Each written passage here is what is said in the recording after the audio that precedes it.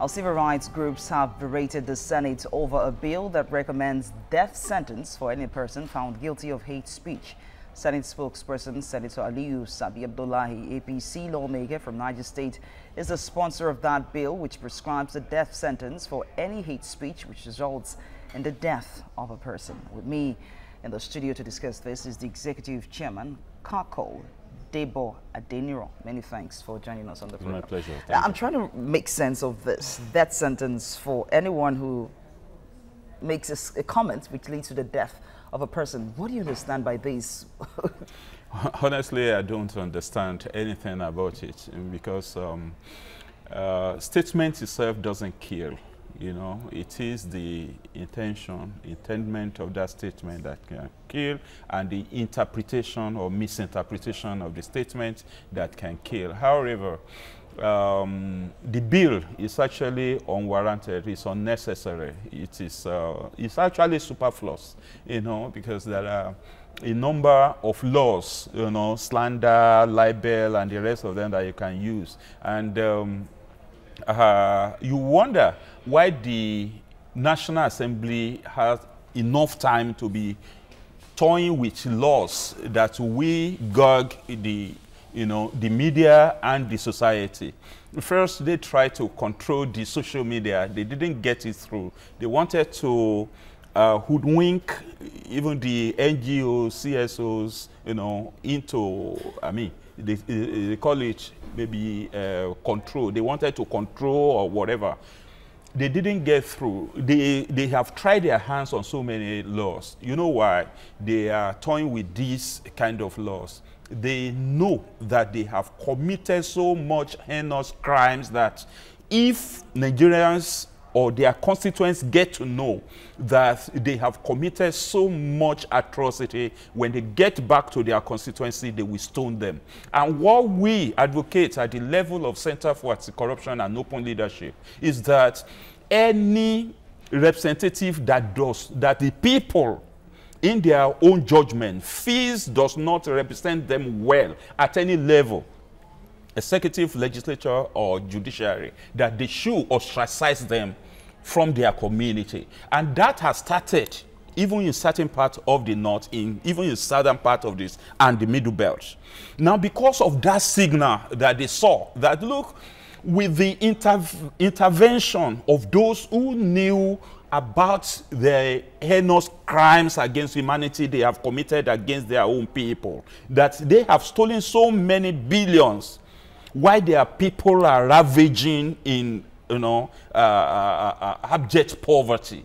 So they knew that if they do not instill fear in people. How do you relate, if indeed it is true that they have committed heinous crimes, as you have said, how do you relate that with this bill? What's the connection? I have told you that if anybody should make a statement, or you catch a headline, or you report it, you know, in your media, that such crimes has been committed, and the agencies needed to investigate it, to bring the culprit to book, and the agency now turned out to be lackadaisical in performing their statutory duty, they will term it as hate speech, that you hated that fellow, as long as that evidence from the agency has not confirmed that that crime was actually committed, or that you reported anybody, you blew the whistle, so to say, and the whistle you blew has not translated to prosecution, you can be charged with it. And let me tell you, it's generating some form of attention. Now, let me tell you also that the danger that is inherent in it is the way we play politics in Nigeria. Sometimes you want to frame somebody up, and you tell a lie against that person, it generates protests. Okay. And for somebody who wants to get back at the person who made that statement, somebody will be gunned down. Okay, but we don't... will say that, oh, somebody has died, and that other fellow must die. So it can be used to frame people, I mean, political opponents up on their own. So a lot of things are into it. So there is no need for that. If they could not, you know reason why they could not recommend death penalty for those who commit corruption crimes, it is because they are involved. And because they are the receiving end of freedom of speech. Okay? When people enjoy their freedom to free speech, they know that they are they are likely to be the ones that will be affected. That's why they want to gag the media, they want to gag members of the public, they don't want, but they cannot succeed. Okay, but let me ask, this whole hate speech, the word hate, or the phrase hate speech started with the whole IPOB Nnamdi Kanu issue, and he was actually punished for making statements that they referred to as hate speech, you know, charged for treason, IPOB prescribed. This is the same thing. Why should it be different now? They've been judged that way for making hate speech. They didn't kill somebody, but they were said to have made hate speeches. As a matter of fact, nobody has actually defined or put a boundary around that statement that could be termed as hate speech. And that is why everything is at the realm of speculation.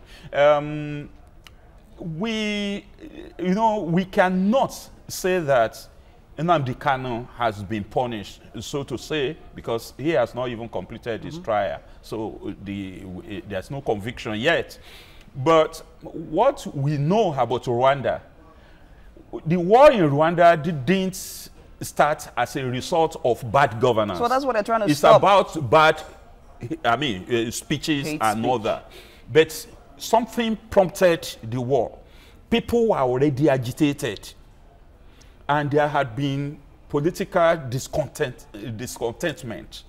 Okay, so when you now, it's like you are dousing, you know, a situation with petrol. I mean, you are going to get conflagration with any spark that comes. That is why they are afraid. They are afraid not because of the Rwanda thing. They are afraid because Arab Spring, I mean, a replica of Arab Spring might happen, and they cannot try that. I mean, they don't want that to happen during their own time. And it can happen in different constituencies. Because at the level of Arab Spring, it's as a result of discontentment with the government, the way government was being run.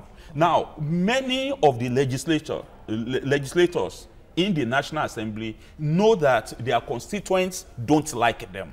Because their constituents believe that the legislators are not representing them. That is why they want it. So what they needed to do, what government needed to do, or still needs to do, is to engage different sectors of the society.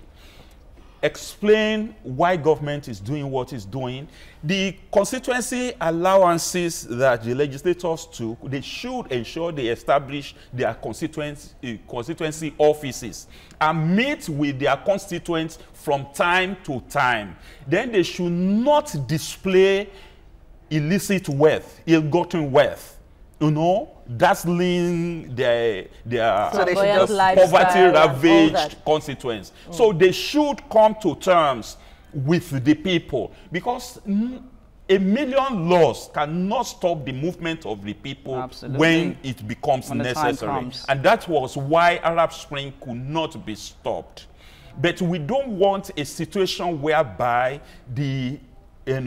what ignites a people's uprising will not be true.